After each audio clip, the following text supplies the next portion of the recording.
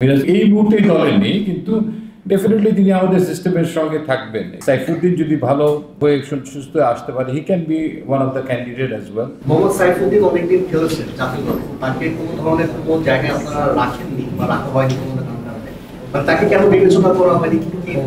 আমাদের সিস্টেমের মধ্যে আছে। ওর মেইনলি ওর ফিটনেস বা এই সব ইস্যু নিয়ে আসলে ওর সঙ্গে আজকেই বসার কথা আমাদের মেডিকেল ইউনিটের। ইভেন আমাদের খুব সম্ভবত ন্যাশনাল টিমের ট্রেনারও ওকে ইয়ে করবে। তো আগে ক্লিয়ারেন্স পাওয়ার পর তারপর অবশ্যই ও আমাদের চিন্তার বাইরে না আসবে। আমি একটু অ্যাড করবো আপনাকে, মানে ও কিন্তু আমাদের চিন্তার মধ্যেই ছিল। মানে he was about to make last world cup, because primary দলে আমরা তাকে রেখেছিলাম, তা আনফর্চুনেটলি রাখতে পারিনি। পরবর্তী পর্যায়ে কিন্তু টাইগারের যে একটা শুদ্ধ প্রোগ্রাম হয়েছিল, ওই প্রোগ্রামটার একটা বড় অংশই সে মিস করে যায় তার একটা ফ্যামিলি ক্রাইসিসকে অ্যাড্রেস করতে। তারপরে কিন্তু আমরা তাকে এই দলের হয়ে একদিনের ম্যাচের জন্য নিয়েছিলাম পাকিস্তান, এই দলের সঙ্গে খেলার জন্য।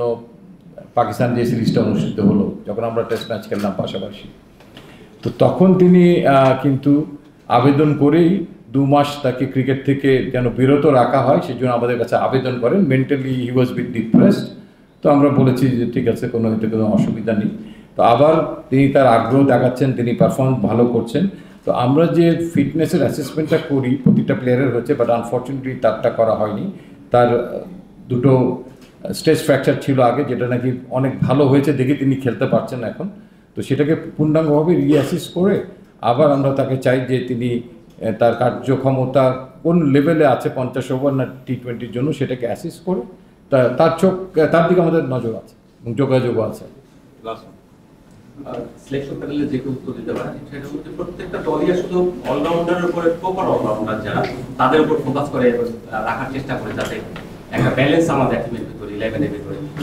বাংলাদেশে আপনারা এই মুহূর্তে কি করছেন, যেহেতু সাকিব আল ক্রিকেট, তো এই জায়গাটা আপনার পূরণ করার জন্য কাকে মানে ইনভলভ করার চেষ্টা করছেন, বা ব্যাকআপ আপনাদের এরকম আছে কিনা? যেহেতু মিরাজকে আপনারা স্পেসটা দেন নিয়ে না, মিরাজকে আমরা দেরি বলতে চাচ্ছি না। মিরাজ এই দলে নেই, এই মুহূর্তে দলে নেই, কিন্তু ডেফিনেটলি তিনি আমাদের সিস্টেমের সঙ্গে থাকবেন। এবং একটা পূর্ণাঙ্গ অলরাউন্ডার বলতে আপনি যেটা বলছেন, এই মুহূর্তে যিনি নাকি 4 ওভার বল করতে পারেন এবং ব্যাট করতে পারেন, সেই জায়গাটা কিন্তু অর্জন করতে হবে। আপনি দেখবেন অনেকেই হয়তো অলরাউন্ডার আছে আমাদের T20 ফরম্যাটে, সবাই কিন্তু ওই জায়গাটা দখল করতে এখনও পারেনি। যদি কেউ পারে সেটা খুবই ভালো। আর নিচের থেকে দেখবেন যে আমরা কিছু অলরাউন্ডারকে প্রমোট করার চেষ্টা করছি HPর মাধ্যমে। ওখানে 3 জন এক্স্যাক্টলি অলরাউন্ডার ক্যাটাগরিতে আছে। তো সেখান থেকে দেখা যাক উপরে কেউ কমপ্লিমেন্ট করার মতো আসতে পারে কিনা। সাইফুদ্দিন যদি ভালো হয়ে সুস্থ আসতে পারে, he can be one of the candidate as well, Mehedi মিরাজের পাশাপাশি। এবং নিচের থেকেও কিছু 2-3 জন আছে, লেগ স্পিনার সহ ওয়াসিস দিকে আছে, তো ফয়েল আছে, দেন মাহফুজ রাব্বি আছে। সো এরকম আরও হয়তো জীবন ঠিক ওইভাবে ব্যাটে শাইন করছে না, বলে ভালো করছে।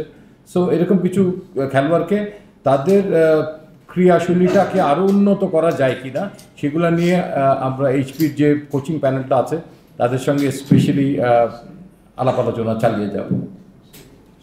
Thank you. Thank you, everybody.